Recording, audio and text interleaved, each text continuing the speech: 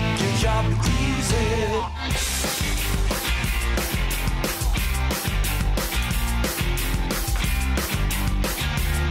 The Eagles' 10-game winning streak comes to an end as the Swans, the old arch-nemesis, collect the 4 points on their home deck of the SCG, leaving West Coast with a short 6-day break. Thursday night footy against the Bombers. Welcome to another episode of Eagle Review, proudly sponsored by Kennards Hire.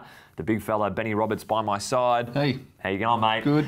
Mate, very cold, windy conditions in Sydney. I heard 2 degrees. It was up there. I attached myself to the popcorn maker in the media box, didn't let go, hugged it for a long time. Just the one goal scorer in the first quarter. This is unbelievable scenes. It was a very strange night.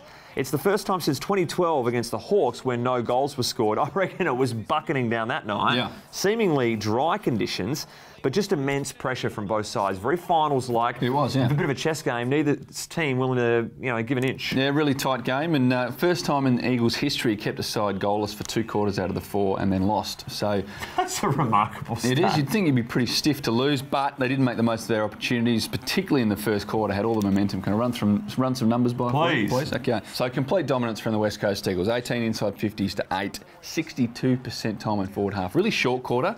Probably wished it went longer because we had so much dominance. Only 10 stoppages and only 1 goal kick. So that meant that the game didn't stop. 24-minute first quarter. 24. It was 24 and a bit. The GPS units need recharging this week. The sports science boys are in panic mode. Short turnaround. Blew them up with no rest time. Unbelievable stuff. But we just didn't use the ball well, probably centre forward. Going inside 50, didn't kick straight ultimately. So the Swannies had 8 intercept marks, 15 for the game, but 8 of those in the first quarter. So they had the footy a lot. They won the possession by heaps in the first quarter, and that's because we kept giving it to them. So if they only, from our point of view, if we could have made better use of that first quarter in particular, things could have been different. But finals-like game, Swannies are a finals-hardened team. Next time. Yeah, they put the foot down in the second quarter. 5 straight to our 1-4, so the inaccuracy showing right there. We chased tail for the remainder of the match. In the end, the scoring shots, it was basically level, but a 15-point loss. But both sides had opportunities to capitalise and failed in that meantime. But Sydney, they just looked the better team. They shared, controlled the ball out the back half. Handball receives, plus 48 the Swans were. So to break the lines, they were clean out that back half, and the spread was exceptional to see, especially live at the game. Yeah, and they know how to use that ground so well. It's much shorter, so they know how to. If you get a running handball or half back, you can kick it inside 50 quite easily. So they know how to really work the game. But losing with 63 inside 50s, Benny, that is rare. Bemusing, isn't it? It doesn't happen. It was like there last year. A couple of times we won with 37 inside 50s, which is ridiculous the other way. Eagles for the night, 36% scoring efficiency. That is, we're always top 1 or 2 for that. 36% for the night. Sydney were 44. So that's, do you score when you go inside 50? Only 36% of the time. It's usually at least 45, 50%. And how about this one? We are one of the best teams in the competition. Got a lot of marking targets up there. For marks inside 50, we only took a mark 6% of our entries, of our 63 entries. 6% of the time. Missed Jack Darling a bit, didn't we? We did a little bit, but just the use, I think. We can't blame at the other end. It's probably the use. Swannies went at 20% in that regard. So that gives you, if you did a mark inside 50, that's a shot on goal. So that's probably where things went down, as we say, use inside forward 50.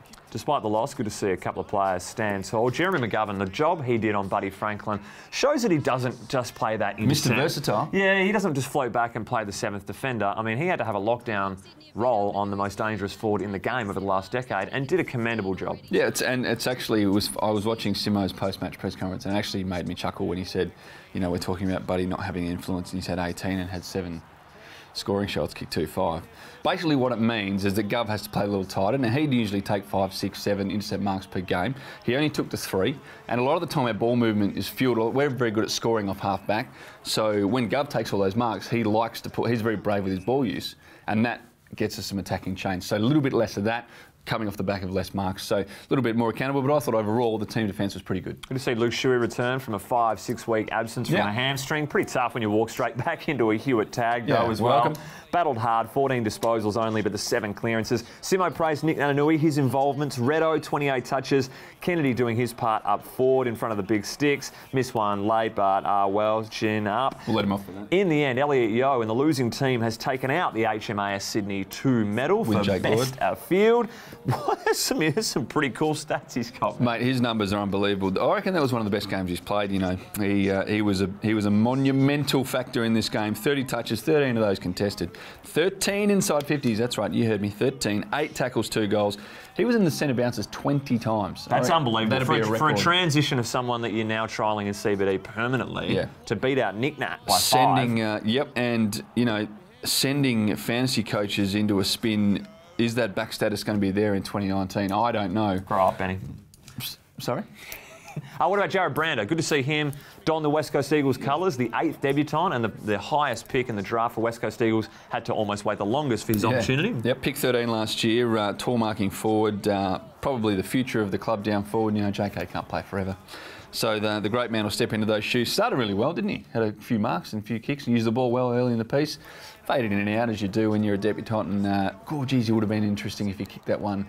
Kicked his first goal at a very, very crucial time. But the left foot snap was a difficult attempt. He played Eagles fan for life since he was a young man, and really good to see him get an opportunity. Yeah, back that. Bloke from Canberra. Loving the Eagles, get behind it. Now, 4 field umpires, Benny, they're trialling it for rounds 13 and 14. Yep. No buy for the umpires, so they've got to go right through. What do you think that's going to do for the game? Yeah, well, I think clearly a few more free kicks will be paid, but I mean, I don't think it's going to have a big impact as people might worry about or think, and I don't think people really need to talk too much about it. Then just go out there and do their job, and that's fine. Any defenders will adapt to more free kicks and then being able to see more? Of course, of course they will, and that'll happen, and that's called Hakuna Matata, Circle of Life. Free kick, 27 each, but West Coast fans want to bellyache about it a bit. Yeah, they were, weren't they? But, I mean, look, not to alienate our 4 viewers, but you can't, you know, the talk the last couple of weeks about, you know, West Coast differential, you know, free kicks at home, and people say, no, bull dust and all that sort of thing. You can't say that and then come out when the free kicks go against you.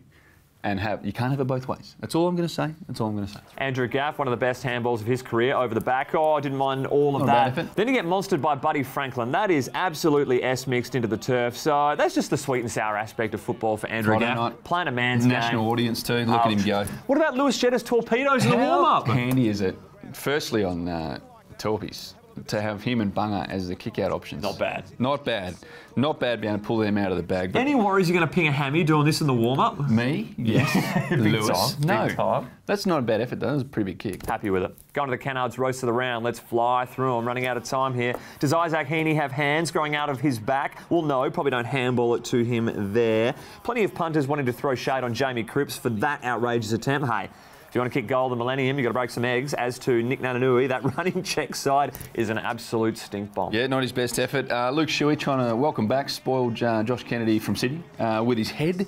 Probably not the best technique. We wouldn't recommend that here at the review. Probably not. McCartan, this is one of the worst banana attempts that he'll ever try. Not bad. Agreed. Yeah, no good. What about Jakey Lloyd dropping this one in the middle of the ground? A little 3v1 weave handball. Oh, and that leads to the Liam Ryan goal. Oh, was it the Willie Rioli goal? Ask BT. I've lost track a little bit. DP and Lysette in front.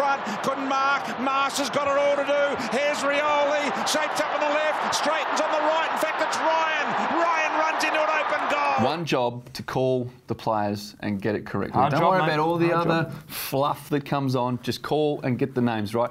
Lecker was called a shepherd or the other way around at one stage. Like, just professionalism is, and that is what I want. Well played. Going on to the Hayward Falcon. That was one of the hard. That's a real doozy. That was like almost come off and check the cognitive state levels. That was a huge one. But honourable mentions, the banner. The banner, the reigning premiers. Imagine this happened on grand final day. Walking over the banner, haven't seen this one before. Very superstitious at Richmond. No one wants to crash through it, walking over the top. But the winner, and this is one right up our alley. The winner, let us introduce to you Gary Lyon, Alistair Lynch and Nick Rewald in this week's episode of Live TV Get More Awkward. But I reckon he's good for 70, Sarah. Let's head back to you. We've got a pretty tight contest here at GMHBA.